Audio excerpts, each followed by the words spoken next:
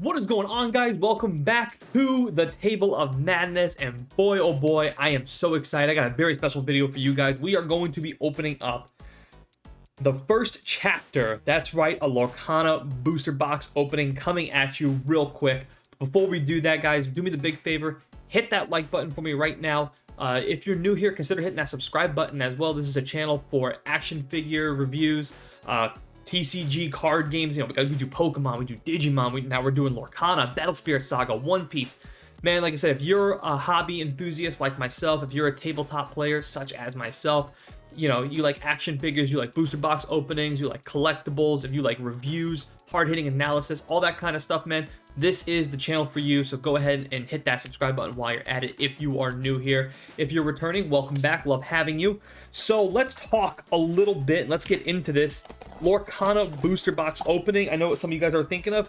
Man, that booster box has got to be really expensive. Yes, it was. This is a $300 booster box opening. I'm going to repeat that again.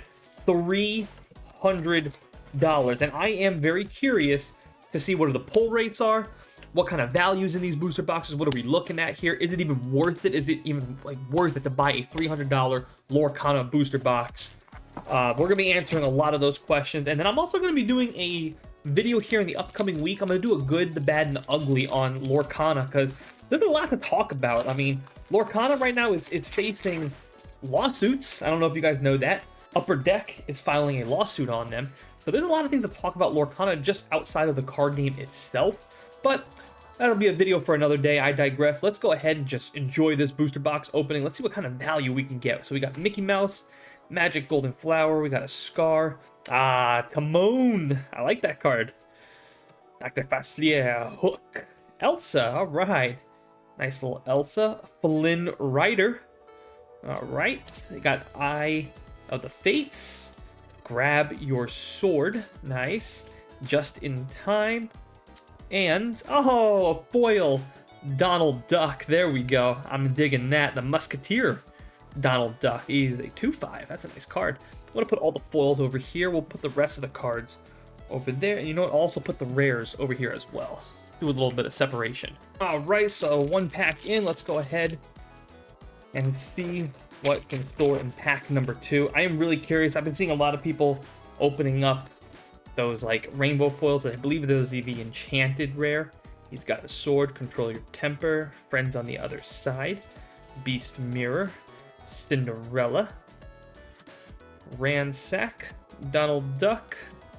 There we go. We got rare poison apple. Oh, here we go. Here's our first. I believe this is a super rare. You can tell by the marshmallow and a foil Mr. Snee. So there we go. We got our first super rare. If it was that gold booklet, that would have been a legendary. So that's how you can tell. That's one thing too. These little rarities, like the little symbols. I mean, I'm sure I can get used to it. It takes some adjusting. I just wish though they would have put like this symbol with a C in the middle of it for common. I wish there maybe like something else. Maybe like down here they put a C for it, so we can tell real quickly. I mean, there are so many card games today that, man, I can't keep up all the time. So Olaf, the beast is mine, Gramatala. We got ourselves a Jafar. Oh, here we go. Our first legendary is Hades. Yes, Hades. And a foil legendary, John Silver. So there we go, back-to-back legendaries in a box. So we get the Hades and we get John Silver. And a foil. That's really nice right there. So we'll go ahead and take these two cards. I'm gonna go ahead and put them off to the sides. There we go. Do a little, like I said, little organization off to the side here so I can easily organize it. Let me know, like I said, if what some of your thoughts are. Do you guys think that Lorcana, is it worth $300, $250 a booster box? Tinkerbell, nice. Ariel, Gronk, Cut to the Chase, Lady Tremaine, and a Scar, and a foil Cerebrus. Because, I mean, that's one thing too, and this might be a little like lesson for all of you want to be card, you know, if you're thinking about ever making a card game or something like that, and should be like a memo to everybody out there, man. Your first set, like, Disney Lorcana should have known that the hype was real. I really wish they were prepared to just release a unholy amount of booster boxes out there so we didn't have to see all of these scalpers. Man, just flood the market with your first set. You know what I mean? Like, I know they're releasing a second wave. Ah, nice. Super rare Hades. I really want this one too because this is the one I'm gonna build a deck around it. Oh, here we go. Another legendary Ariel. Nice. And a little legendary Ariel. And then we get, Goofy as the Musketeer. So we're pulling nice Musketeer cards. And this is a foil one. So we got Donald Duck as a foil. Go ahead and separate that one, and that one. There we go. I mean, I really do wish, like, they were just set to release an unholy amount of booster boxes and products all at once. This way, I really think something like that could help offset. Let me adjust my camera a little bit. There we go. I really do think that could have helped offset some of these prices that we're seeing, man. Because, like, the average person, man, they cannot afford 350 Smash. $350 booster box prices, man. It's just unreal. Captain Hook, Plasma Blaster, and a foil Gaston. And you do get a lot of packs, which is really nice. Like, if this booster box was, you know, the appropriate price of $140, I think it's the MSRP on these booster boxes are $149. I can live with that. I mean, you do get a lot of packs. It's very similar to, like, Magic the Gathering, their booster boxes. So, and I guess that's kind of what they're going for. White Rabbit Pocket Watch. Oh, legendary Taka. And then we get a foil Merlin. Nice. I like that card. I just, like I said, I really do wish there was a strong push to just flood the market, flood all these card stores, all your locals, just everybody gets booster boxes, you know? I think that would really help offset. And they should have known about that was coming. There's going to be a second wave, of course. It's coming out September 1st, which will be, I guess you can say, the official release. I don't know if that's going to be the real release of all of this. If it's not broke. Oh, Gantu. I like that. Galactic Federation Captor. Under arrest, characters with cost 2 or less can't challenge your characters. So that will really stop you in your track if you're trying to flood the board with something small. And, oh, here we go. Steal from the Rich. Super rare foil. So we get ourselves another legendary Gantu. Is he a villain by any chance? No, he's not. Darn. Really want to build a nice villain deck. I mean, for those of you that don't know, I'm a huge fan of the villains. That Hades villain deck I really want to build. So that was the far right side. Now we're gonna be working on the middle side. That was some good pulls right there. Those were some good pulls. All right, Genie, Aurora, Sergeant Tibbs, Stitch, Yasma, Fire the Cannons, Pascal, nice.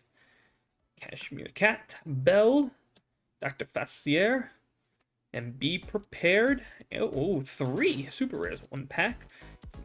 Foil, Musketeer, Tabar. We're really getting the Musketeer cards. All for one, one for all. Whenever one of your characters with Bodyguard is banished, you may draw a card. Little card draw action there. Like it, like it. Put all 3. Put all 3 of those over there. I would love it if we can get a nice enchanted rare. There's 4 booster boxes to a case. So I think so far, it's 1 in every 72 packs. You can get an enchanted rare. So that's basically they're saying, I think in one case your odds are like 1.5 to 2 in every case of boxes. Maleficent. Oh, Robin Hood. Yes. Unrivaled Archer. He's 4/4. Feed the Poor. When you play this character, if an opponent has more cards in their hand than you, draw a card. That's good. Also has a good shot. During your turn, this character gains Evasive. They can challenge characters with Evasive. Love that. That's a great ability, is that Evasive ability. Talked about that earlier. Rafiki foil. Here's something too I want to talk about, so I'm glad I pulled this card. So Rafiki's Rush. I've seen a lot of people playing this card wrong recently. So it says Rush. This character can challenge the turn it's played. A lot of people think of this and think of Magic the Gathering's Haste. You play it and you get to activate and tap its abilities. Rafiki can challenge. It does not say it can quest. So you can't tap it, even though it has Rush. You can't tap it to again get the one quest the turn it's played. I see a lot of people that are playing this card and then tapping it for the quest. It does not say. It only says this character can challenge. So he can attack other people's tapped cards, but he cannot be played and tapped for a quest. I've seen a lot of people playing the game, and they're doing that, and I'm like, I have to look that up because I thought it was only challenge, and I was right. I didn't see anything in the rules that says that. So just a little bit of rule clarification for you guys out there. I saw a lot of people playing that wrong. All right, so what else we got here? Peter Pan, Minnie Mouse, Dingle Hopper, Archimedes, Hercules, Reflection, Tamatua, Grammatala. Got ourselves another Leo, Iago, and Sergeant Tibbs. Start moving a little bit faster for you guys so this video is not too long. And like I said, we're working on the middle side here. Let's go ahead now and start ripping through these real quick and see what kind of pulls we get. And like I said, I'll do a little breakdown at the end. You have Captain Me, Leo, Moana, nice, Captain Hook. Oh, Mickey Mouse, there we go. Artful Rogue, 6/5. He's got Shift, so you may pay 5 to play him on top of another Mickey Mouse. That's really good. Kind of like Magic the Gathering's Mutate. A lot of mechanics are from Magic the Gathering. We have to kind of get over that. And it also has Misdirection. Whenever you play an action, chosen opposing character can't quest during their next turn. That's really good. It's a little action spell there. And then we got a Foil Aurora. That's a really nice card, actually. Whoops, there he goes. So really, really digging a lot of the artwork, really digging the cards. Just the problem with this game is going to be, can they do enough to offset the pricing? And that's going to be the problem, because that's $300 a box, man. Like, and you're already seeing card prices starting to not drastically drop, but they are dropping. You can already make some nice budget decks and stuff like that. By the time the second set comes out, that'll be big for a lot of people who want to make budget decks. Ooh, Maui. Russian Reckless. And a nice foil Rapunzel. Because, I mean, like I said, I can't imagine a lot of people can purchase a $300 booster box. That's just, especially in these times, man.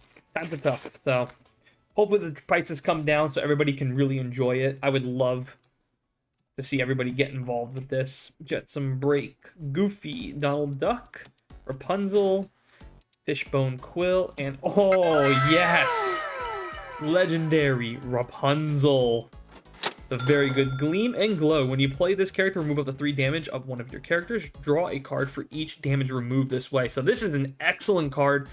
Drop this card, heal yourself for hopefully 3, and then draw yourself hopefully 3 cards. And then we got a foil Genie. That's a nice card right there.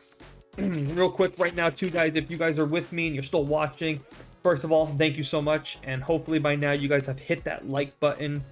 Please do me the big favor too, if you're new here, consider hitting that subscribe button. At the very least though, just hit that like button for me. Oh, a whole new world. Nice. Really like that. Oh, Mulan, there we go. Lead by example, here we go. During your turn, whenever this character banishes another character in a challenge, your other characters get +1 lore this turn. That's really nice. And then we got, ooh, nice foil. I like the foil on that one. That one's really nice. Really pretty. Excellent, excellent, excellent. So far you're seeing a lot of the hits. You're seeing a lot of the super rares. You're seeing a lot of good rares. We're seeing a good amount of legendaries. Like, the pull rates here are very, very good. Very, very satisfactory to my liking. Like, if you bought a booster box, you would feel very happy if you were building a deck to get the cards that you probably want, or be able to sell and get the cards you want in the end. So I do like that. Genie, nice. Oh, Stitch, my boy. You're seeing a lot of the cards that people want too. These are a lot of the cards that they want. So I'm very, very happy that we're getting this. So he also has Shift 4, so you can play on top of another Stitch character for 4. He also comes with 3 lore, so this guy can really go on a quest here. And he also has Adoring Fans. Whenever you play a character cost 2 or less, you may exert them to draw power right there. That's really good draw power. Oh, and we got ourselves a foil Captain Hook, Thinking a Happy Thought. So Shift 3, we know what that is. And he also has Challenger +3 when challenging this character. He gets +3 power, so removing him is not going to be easy. And he also has Stolen Dust. Character with cost 3 or less can challenge this character. So a very, very unique abilities. I do like that. I mentioned this before so far that I'm noticing a lot of these cards just don't have just automatically built-in abilities, that you have like stuff that's from the movies, and obviously there are some things like the rush ability, evasive is a built-in ability, but they have a lot of things like that's no Blizzard, and it does this type of thing, which is basically just stuff from their movies, quotes and sayings. So I do like that. Like, let it go. There we go. Zeus. Oh, it's a nice Zeus, too. He's also got Rush and Challenger 4. Ooh, that's a good card. And Triton. Vanilla Triton. All right. Like I said, you're seeing you pretty much get 2 rares or better of a rarity and 1 automatic foiling. And like I said, if the booster box prices just weren't that expensive, you're pulling these cards, man, you are very happy with your pull rates. I mean, this is a formula. Do not change it. The only thing I would say, Cruella de Vil. Oh, Belle, there we go. Read a book. During your turn, you may put an additional card from your hand into your inkwell. Ooh, so she has ramp ability. Wow, that's really good. I haven't seen that yet. Give you extra resources. Very, very good. Having a Belle deck would be amazing. My favorite part, while you have 10 or more cards in your inkwell, this character gets +4. Oh, I could see myself building a Belle deck. Oh, there we go. Foil. Poisoned apple. Take a bite. Just 1 bite. So very, very nice. Like I said, that's what I'm saying. Like, you can see the pull rates are very, very good. I mean, you're going to see at the end, we'll do, like I said, a full breakdown of how many rares we ended up getting. I'll go ahead and, of course, I'm going to be flashing up some prices on the screen for you guys so you guys can see. Just don't know if $300 is just going to cut it. But after a while, I have a feeling these prices will come back down. There's Hans. And Sudden Chill. Foil, that's a nice foil, too. And like I said, I know some of you guys have been saying, like, oh man, this guy sounds like a broken record talking about the prices. Listen, for better or for worse, prices and money are attached to these cardboard. It really is like a stock market, whether you like it or not. That is the reality. And like I said, the reality is not a lot of people can afford $300 booster box. And I don't like that. I want to see prices come down and be reasonable, because I want everybody to be able to just go out and enjoy this card game. I don't want it to just be for the upper to middle class. I want everybody to go in and be able to enjoy it. And at $150, a lot of people can get behind that. And I do think Lorcana, that's the only thing, in my opinion, they dropped the ball on. You know, the hype was real. It was all there. The prices have been flashed for a while on TCG Player. I really do think they should have just flooded the market. So, that's just my opinion. Ooh. Legendary. Madden. Not legendary, sorry, super rare. Daring Exploit. Also got Shift 5, and then he's got Daring Exploit. During your turn, whenever this character banishes another character in a challenge, you gain 2 lore, and each opponent loses 2 lore. That's a very good card. Dr. Fossier's card. Very, very, very nice. Like I said, you're seeing just excellent pull rates. I do like the foil in every pack. We'll hopefully like to see some box toppers in the future, too. Like, throw in some box toppers, man. I see all these card games that are in the triple digits. Why is that?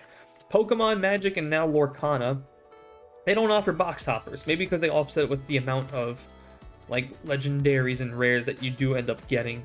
Ooh, nice Jasmine. Shift 3, wow.